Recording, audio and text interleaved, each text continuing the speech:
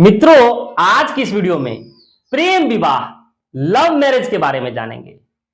हम जिससे प्रेम करते हैं, क्या हमारा विवाह उनके साथ होगा या नहीं होगा, कोई समस्याएं उत्पन्न होगी, हम इसके विषय में जानेंगे। मित्रों, वीडियो में अंत तक बने रहिए, आपको सब समझ में आएगा। कोई रॉकेट साइंस नहीं है जो आपको समझ में ना आए, बहुत ही आसानी से आप समझ जाइएगा।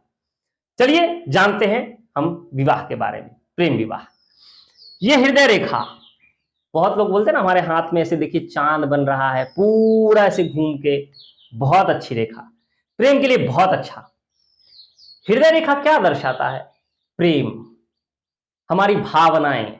हम माता पिता से प्रेम करते हैं, हम अपनी पत्नी से प्रेम करते हैं, हम अपनी संतान से प्रेम करते हैं, हम मित्र बंधु बांधव से प्रेम करते हैं। सारा जगत जिससे भी प्रेम करते हैं वो हृदय रेखा दर्शाता है।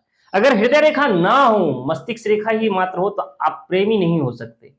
आप कठोर दिल के होते हैं, आप प्रेम में सफल कभी नहीं हो सकते अगर आपके पास सिर्फ मस्तिष्क रेखा है और हृदय रेखा ना हो। टूटी फूटी हृदय रेखा नहीं होनी चाहिए, सबसे पहले तो बात को समझ लीजिए। अच्छा, ये रेखा सीधी हो और ये गुरु और ये शनि उंगली, अंगूठे के बाद वाली उंगली और इसके बीच में आनी चाहिए, कोई समस्या नहीं, प्रेम विवाह होगा।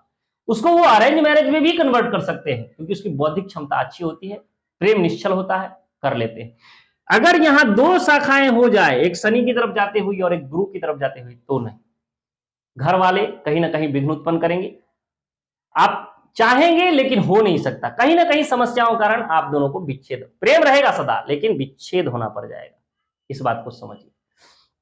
अब यहां पर कोई कट का निशान नहीं होना चाहिए, ना ही किसी प्रकार के क्रॉस का चिन्ह होना चाहिए। इस प्रकार से क्रॉस का चिन्ह नहीं होना चाहिए और न ही इसको काटते हुए हृदय रेखा होगी, क्योंकि ये हृदय रेखा है। जहां पर कटेगी समझ लीजिए आपके बंधु बांधव, आपके मित्र, आपके परिजन कहीं ना कहीं वहां सबके समस्याएं उत्पन्न कर देंगे।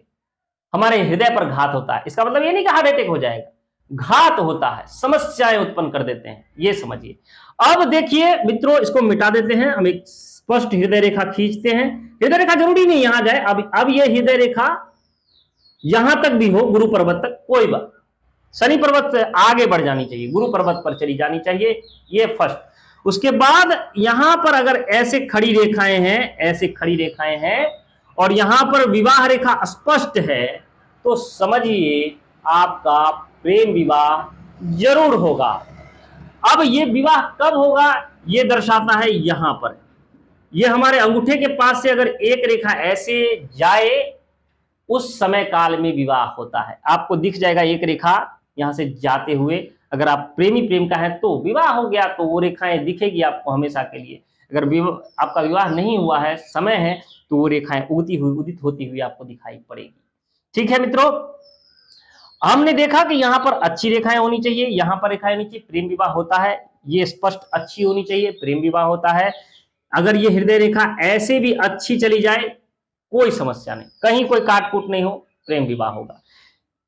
सिर्फ हमें हमारे हृदय रेखा पर ध्यान देना है कि हृदय रेखा पर बहुत कटकुट के निशान ना हो, बहुत नीचे जाती हुई रेखा, ऊपर जाती हुई रेखा, ऐसी रेखा ना हो, शनि पर्वत तक ना हो, सूर्य पर्वत तक ना हो, बुध पर्वत तक ना हो, ये यहां तक आनी चाहिए, गुरु पर्वत तक आनी चाहिए।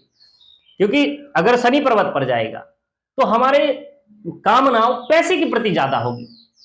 अगर ये सूर्य पर्वत की जाएगी तो हमारे हृदय की कामना होगी कि हम सरकारी जॉब में जाएं, पद प्रतिष्ठा हासिल करें।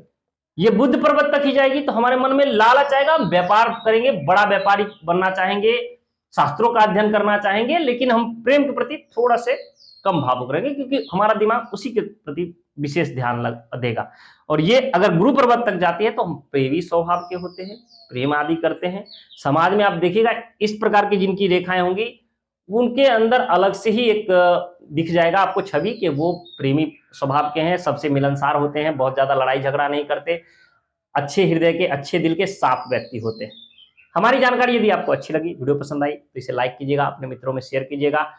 कुंडली आदि विश्लेषण करवाना चाहते हैं, संपर्क कर सकते हैं। तब तक के लिए हमें आज्ञा दीजिए, धन्यवाद।